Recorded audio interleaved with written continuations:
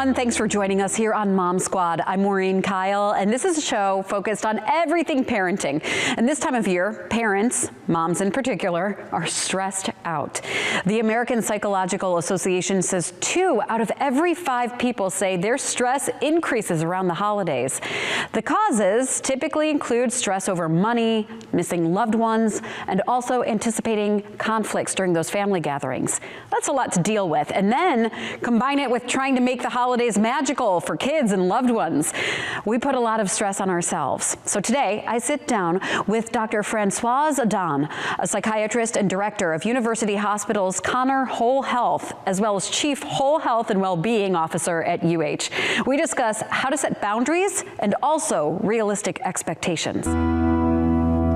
So this time of year, there's a lot of pressure. We want to make everything perfect for the holidays while we already have so much on our plates. Can you talk to me about why this time of year it just feels like we are really putting a lot of pressure on ourselves to make everything perfect? And you said it, we are putting pressure on ourselves, Yes, right? yes. Nobody's putting a gun behind our back to do it. Yeah. So, you know, how can we reset those expectations so they are more realistic and we put things in perspective and then focus on what's really important? So how do we do that? How do we take that first step? Because I know here I am saying, no, I'm not going to do it this year. And then I'm at home thinking, well, I need to make the mantle perfect and I need to make sure we bake all these cookies. And, you know, and it's like I still do it, even though I know I shouldn't. Well, you know, you do what you do what you think it's important, and I think that start early and make it a pleasure and a process and fun. It's important. I have a friend; she's starting literally buying gifts all year round, and she has a drawer full of little gifts. So you know, she makes it fun from the get-go. I think that again.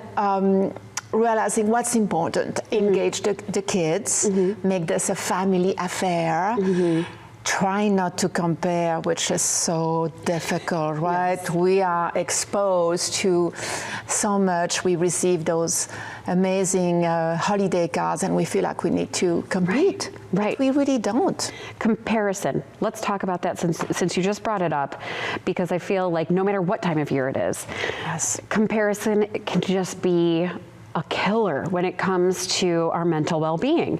So true. It's really like toxic, right? It's like drinking poison and thinking we're not going to get sick. Yeah. It's so dangerous. And everybody does it. Yeah. You know. So again, back to be centered, try to know what's important to me, set boundaries, set example, because the kids are watching. Yeah. And they start to compare, right? Exactly. So how we keep it simple, know what's important to us during the holidays or around the year, and but it's not easy. And then catch yourself. You know, if you feel yourself going in a spiral, just realize, am I comparing? Comparing to what? Comparing to who? Yeah. It's interesting when you bring up kids too, and I was trying to think of, you know, my oldest is 10 and we're not even into the teen years, but already the holiday wish list reflects comparison of, you know, well, my friends have this. I get the question, when am I going to get a phone? When am I going to get this big ticket item? I need to have these type of shoes and these type of socks even. I mean, every little thing comes from comparison. So if we are doing that as adults, how do we, kids pick up on it? So it's almost like a family mission to not compare and like not live in comparison. Yes. So how do we do that? Again, let's be realistic. We all do it. I do it, and I confess. Yeah. So we all do it. So let's try to do it less. Not go for perfection. There either. Let's not, you know, imagine that we are going to stop comparing forever. All right, let's try to do it less. And then realizing that we are actually less stressed. We are happier. We are lighter.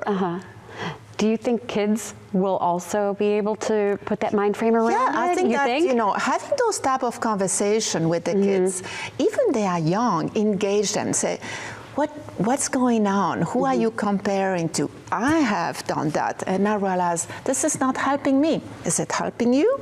Just trying to engage them in realizing and what they're doing and self-awareness, and then make some options. Yeah. I think that as parents, one of the most difficult thing is, kids are watching. Yeah. They are. I remember my kids are grown now, raising them. What I said, one thing, but what I did, really, what's what counted. Right, exactly. And that's also a great point, because I'm sure in every household, just like mine, kids have expectations around the holidays about what they want to do, and what's on their to-do list. I tease that my daughter is like Elf. She's like, every day it's like, okay, Mom, so today we're gonna make snow angels, we're gonna, have hot cocoa, and then we're gonna snuggle. And I'm like, okay, well, I have to do the laundry, and I have to go to work, and then I have to make these phone calls. And so then I start to feel that pressure, and I feel like I'm disappointing her if we don't go sledding and have hot cocoa and then bake the cookies and then do all of that. So how do you tell kids what you can realistically do, and then maybe not disappoint them too? First of all, we are going to disappoint them. Between you and I, it's going to happen. Right. And that's okay. Or sometimes we say no, and we feel like, the guilt, right? Yes. And we are going to sometimes feel guilty, and that's okay. So, I always say no is a complete sentence. But having the courage to say no, no, I'm not going to this activities, I'm not going to this other party. It's so hard to do it, but it takes courage. I think, again, the kids are watching, and it's not an all or nothing. We need to be brave enough to know that at times we are going to disappoint people, but we do it because we need to recharge, or we have other things to do, and we need to focus on, again, what's important to us. And is it healthy for kids to deal with that disappointment? Yes, absolutely. What kind of life lesson does that teach them? I think it teaches them that, they can deal with disappointment, because let's face it, they'll have a few in their life. Yeah. I want to also talk about... That's a very good point, by the way. Yes, that's what I tell myself to make myself feel better when it's, can we sit down and read a whole novel by the fire, Mom? No, I can't. And, and they have a mental load. We have a mental load. I want to talk about almost the power of saying no, too, because I'm among those that, and I know that you're out there too, where it's like if somebody says, can you do this? My immediate reaction in my mind is, okay, how am I going to do that? Yes. And I think that that's a lot of parents too, because we're getting the schedule, the kids' schedule, we're getting the work schedule, and we're thinking, okay, how can I make this all happen? And I have to remember that they have gym class tomorrow, and I have to remember they have this, and friends and families and community. Right. The association. Can you come over and help? Can you make sure that you get this done? How do you handle that mental load? And I want to talk about also being able to say no, like figuring out how and when to say no. It starts by not saying yes. How's that? It's hard to do, extremely hard. That's why, but saying no, it's even harder. So if you say, hey, can you pick me up at the airport? I'm going to say, let me sleep on it. And then I think about, well, do I want to? Do I need to? Can I? And then I realize, well, guess what? I have another commitment. I can't. Yeah. And so I then collect my strength, get back to you, say no, and then you can find another solution. But I think that often people have difficulty to say no because they feel they don't want to feel guilty. And at times we are going to feel guilty. The same way at time we're going to disappoint people. But no is a complete sentence. And when you say no to something or to someone, you say yes to you. Yeah. What about worrying about disappointing people? What does that say? Like, what should we be telling ourselves about that? We all want to be loved, appreciated, right? And it's so important to belong. So we are afraid at times to disappoint people or to say no or for work expectation, right? But again, we cannot do it all. And the sooner we learn that, and the sooner we learn to manage our own resources, then we can do a better job. You know, I think that to be the best of ourselves, the best mom, the best anchor, the best friend, we really need to take care of ourselves. And if we do it all and more, without limits, we're going to run out of juice. Yeah. Oh, there's the mental load, as I mentioned, where we feel obligated to do all of these things, as we've been talking about, and it's hard to ask for help. It's hard to look at your plate, see a full plate, and then ask somebody, can you do this instead? Because we just talked about saying no, so I'm always afraid, oh, well, if I ask this person, they're not going to want to do it. I'll just do it. It's fine. I'll just do it. How do we look at our full plate and figure out what to ask for help? So try to take something out of the plate, and then what's left. You know, it's also not only hard to ask for help, but what accept help. How many times people say, hey, can I help you? No, I'm fine. So let's start by accepting help when it's offered, because often people do, even the kids. So, you know, accept help when it's offered. And then, you know, people love to give the same way as we love to give.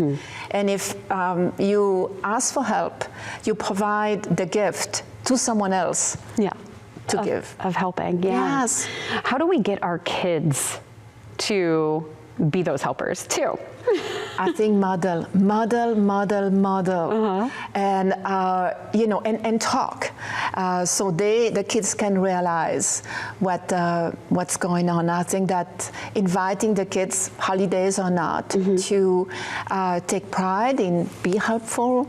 You can also offer some choice, so they can, you know, it seems like you have a little elf and a little helper at home. So what kind of things can she maybe do on her own? And then accept that it might not be exactly the way you would have done it, but it's done. That's a great point, because the kids aren't going to do the chores. They're not going to sweep the floor the way we would sweep the floor. So then, you know, we tell them, oh, you didn't do it right. You know, like there's that tendency to, well, you need to do it this way, or you need to.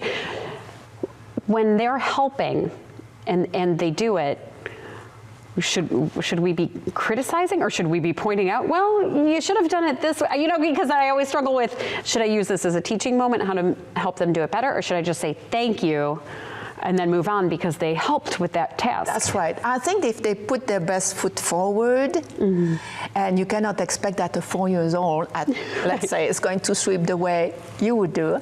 But you know what? If he or she takes pride in doing that, let's celebrate that. You might, when he's in bed, you might help out a little bit. But I think that accept and move on. The same way as, you know, as we are now adults, offering help or doing our work, if someone will criticizing all the time, we'll become discouraged and maybe we pull back, right? So encouragement goes a long way. And then celebrating, just say thank you, not taking anything for granted, and again, receiving the help that they offer. Let's talk about spouses too, because I see all these memes and videos pop up on Instagram and social media joking about what moms take care of versus what dads take care of. And I always tease my husband, I said, nobody is more surprised than him on Christmas morning with what everybody gets. But I don't ask him to do those things. How is it that couples can approach the mental load and the division of tasks in a healthy way? Because I also don't ever want to tell him, well, you didn't do anything. That's right. And then he'll say, well, you didn't ask. You know, so how do we do that where it's not a fight and it's telling a spouse, this is what I need, and this is how you can help? Yes. Well, most people, most spouses love to have directions and say, this is what I need, this is how you can help, and then, okay, I know what to do. When you say, hey, if you make a big statement like, hey, I need help, what does that even mean? Help in what, right? So help people to be successful in again helping you out, and accept that it's not going to be done the way you would have done it. Yeah. I think that's the hard thing. And Yeah. so if you go behind, if we go behind our spouse back and just, fix things, that doesn't make people feel good. So, okay, it's going to be done differently. Yeah. And that's okay. A lot of people resolve in a new year to be less stressed. Yes. And I think this is a big one. Just heading into the new year, and if that is somebody's goal, I don't want to stress out about everything. I don't want to have all these things to do. I don't want to be running around all the time. What would you say is the best first 2 or 3 steps to take? Once the holidays are over and there's less to do, then what do we do to set up a healthier routine and mental load in the new year? That's a great one. So the first one, I think, is having a lot of self-compassion. So we are human. We are going to, at times, not be the person we want to be. Mm. We all make mistakes, and let's have a good dose of self-compassion. Let's treat ourselves the way we would treat our best friend, of someone we love. Yeah. Step one. Yeah. Because, research showed that beating ourselves up doesn't lead to any success. Yeah. 1. 2, is there something that you really want to take out of your plate because it takes so much energy? And is there something that you would like to add because it's actually giving you energy? Mm. Yeah. 3, let's practice, being mindful. And a lot of people just know, what does that even mean? Being mindful, being in the moment. That's, this is like a skill that you are practicing to be in the here now. You're not in the past, what you could have done, should have done, would have done, and you're not thinking about all the things to do. You are in the moment. And sometimes those moments are really just magical. Yeah. Yeah, presence, yes. Presence. And then baby steps, baby steps, baby steps. Yes. No. But looking in the mirror. Do we look in the mirror and say no? Yes, exactly. Stop being so critical. I feel like I've heard that before, where you have to practice saying no by looking in the mirror and going, no, I can't. And you get better, by the way. Yes. The first time it seems like so hard. And then also practice now maybe with things or people who are, the stakes are a little higher. Yeah. So if your boss asking something, maybe the first time to explain, to say no, that might not be the right time. Right. Maybe if it's a kid saying, can I have a cookie? No. Yeah. Yes. Thank you again to Dr. Adan. And in the new year, we are going to explore how to take care of your mental health and overcome some of our biggest stressors. So thanks to all of you for taking the time to watch today. I hope you get time to relax and recharge and just simply enjoy the season. We'll see you right back here next time on Mom Squad.